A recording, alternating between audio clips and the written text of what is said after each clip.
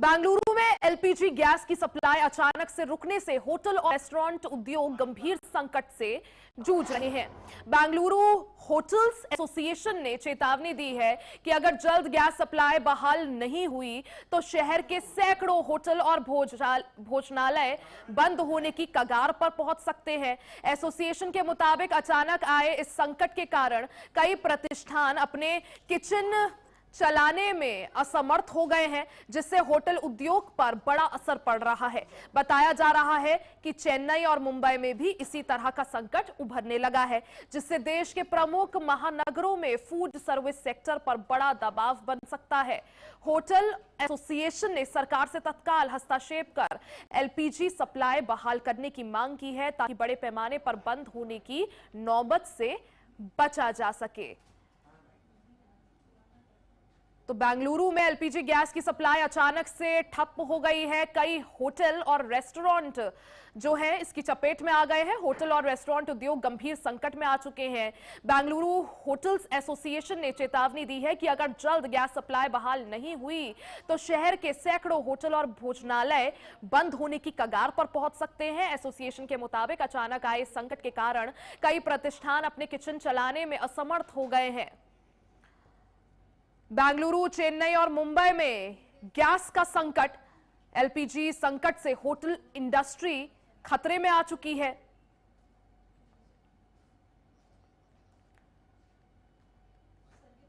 और हमारे सहयोगी विकास तिवारी अपडेट के साथ जुड़ गए हैं। विकास जी, जिस तरह से मिडिल ईस्ट में तनाव अपने चरम पर है, 10 दिन से ज्यादा हो चुके हैं, युद्ध थमने का नाम नहीं ले रहा है, लेकिन अब उसका असर देखिए भारत में भी साफ तौर पर नजर आ रहा है। पहले ऑयल और गैस के प्राइस बढ़ते हैं और अब बेंगलुरु, चेन्नई, मुंबई में ऐसी स्थिति कि कई होटल और रेस्टोरेंट उद्योग गंभीर संकट में आ चुके हैं।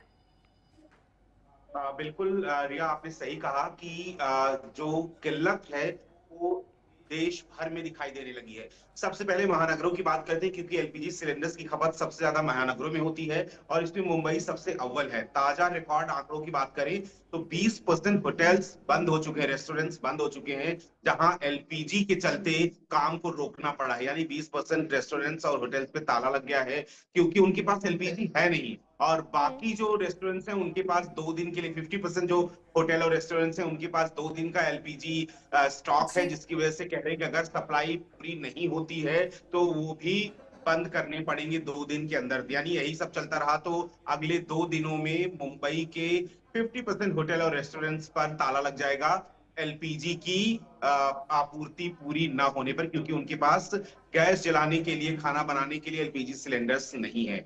ये तो रही बात मुंबई की, लेकिन चेन्नई में भी, बेंगलुरु में भी, इन सभी महानगरों में भी इस तरह की किल्लत देखने को मिल रही है। चेन्नई होटल एसोसिएशन का मानना है कि ये तेजी से खपत जो है, सप्लाई जो है वो कम हो रही है, जिसकी वजह से होटल और रेस्टोरेंट पे सबसे पहले उन पर प्रभाव पड़ेगा, क्योंकि यहाँ पर खपत जो है बहुत ज्यादा होती है। और जो स्टॉक की बात करें तो होटल और रेस्टोरेंट्स अपना जो स्टॉक है बहुत ज्यादा से ज्यादा 4 से 5 दिन का रखते हैं, और अगर इन्हीं के पास 8 से 10 दिन का स्टॉक है तो वो भी 2 दिन के अंदर खत्म हो जाएगा। तो एलपीजी की जो समस्या है, एलपीजी की जो सप्लाई नहीं हो पा रही, इसकी वजह से सीधा सीधा असर होटल और रेस्टोरेंट्स पर पड़ रहा है। देखिए विकास जी, जिस तरह से आपने भी समझाया कि युद्ध की वजह से अब असर देखिए भारत में देखने को मिल रहा है। अभी तो महज शुरुआत है। अगर ये युद्ध जो है ऐसे ही जारी रहता और लंबा खिंचता है, उसके बाद उससे टैकल करने के लिए, डील करने के लिए भारत सरकार के पास क्या विकल्प? देखिए, यहाँ पे हमें समझना होगा कि जो भारत में करीब 33 करोड़ से ज्यादा एलपीजी उपभोक्ता है, और इसमें जो कमर्शियल अगर एलपीजी कनेक्शंस की बात करें तो होटल और रेस्टोरेंट के पास होते हैं।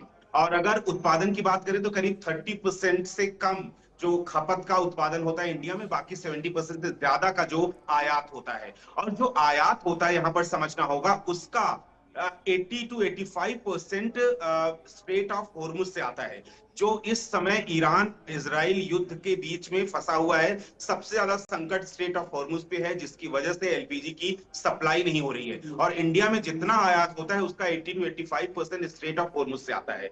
तो इस वजह से ये प्रॉब्लम ज्यादा हो गई है।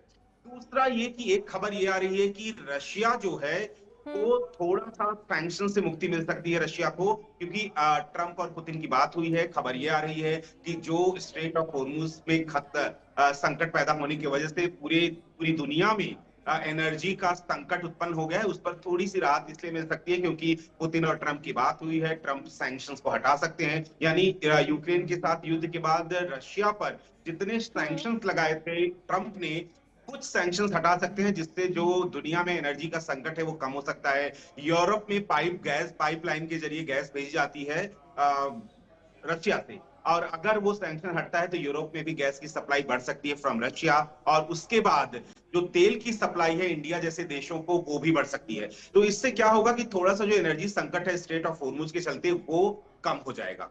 क्योंकि विकास जी, जैसा आपने समझाया कि भारत की जो गैस जरूरतें हैं उसका 80 से 85% जो है स्ट्रेट ऑफ हॉर्मुज से ही होकर आता है, और इस वक्त स्ट्रेट ऑफ हॉर्मुज काफी ज्यादा तनाव में है, वहां से किसी भी शिप को गुजरने नहीं दिया जा रहा है। अब क्या समझा जाए, अगर वहां से सप्लाई नहीं हो रही है तो भारत के पास विकल्प कहां, कौन कौन से विकल्प खुले हैं, और अभी कितने दिन जो है ऐसी स्थिति रह सकती है, और आने वाले दिनों में स्थिति बिगड़ती है तो क्या आम व्यक्ति के लिए भी घर में खाना पकाना और बनाना मुश्किल होने वाला है?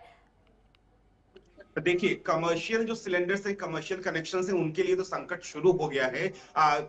डेटा के हिसाब से 20% होटल और रेस्टोरेंट्स, जैसा मैंने बताया, मुंबई में बंद हो चुके हैं। लेकिन जो घरेलू उपभोक्ता हैं, यानी घरों में, रसोई घरों में जो एलपीजी सिलेंडर पहुंचता है, उनके लिए सरकार ने एक बड़ा फैसला लिया है। आज 10 मार्च है, 5 मार्च को ही जो इंडियन गवर्नमेंट है उसने एस्मा लगा दिया था। एस्मा मतलब एसेंशियल सर्विसेज मेंटेनेंस एक्ट, जिसके तहत जो सर्विस प्रोवाइडर्स हैं उनको उस पर्टिकुलर उत्पाद की सप्लाई को बिना रुके जारी रखनी होती है, इसीलिए एस्मा लगाया जाता है।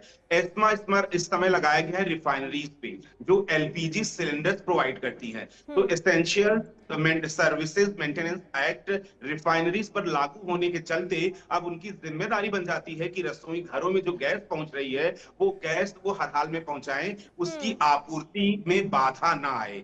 सरकार ने भी कहा है कि प्रोपेन और ब्यूटेन, जो रिफाइनरीज है उसमें प्रोपेन और ब्यूटेन से एलपीजी गैस बनाई जाती है, वो जिनको सिलेंडर्स के जरिए घरों में, रसोई घरों में पहुंचाया जाता है। तो अब एस्मा लगने से रिफाइनरीज की ये जिम्मेदारी हो जाती है कि वो ज्यादा से ज्यादा प्रोपेन और ब्यूटेन का यूज करके गैस बनाए, और जिससे कमर्शियल में भले प्रॉब्लम हो, कमर्शियल सप्लाई में भले प्रॉब्लम हो, लेकिन घरेलू गैस में कोई प्रॉब्लम ना हो, लोगों के घरों का चूल्हा जलता रहे, खाना बिल्कुल, बनता यानी रहे। विश्व भर में जिस तरह से अब ऑयल और गैस का संकट मंडरा रहा है उसका असर भारत में भी देखने को मिल रहा है। कई महानगर जैसे बेंगलुरु, चेन्नई और मुंबई में संकट पैदा होने लग गया है, लेकिन कितने दिन ये चलता है, भारत सरकार कैसे इससे डील करती है, आम व्यक्ति को कोई परेशानी ना हो उसके लिए क्या कुछ कदम जो है और उठाए जाते हैं, ये देखना भी जरूरी होगा। विकास जी, बहुत बहुत शुक्रिया आपका तमाम जानकारी के लिए।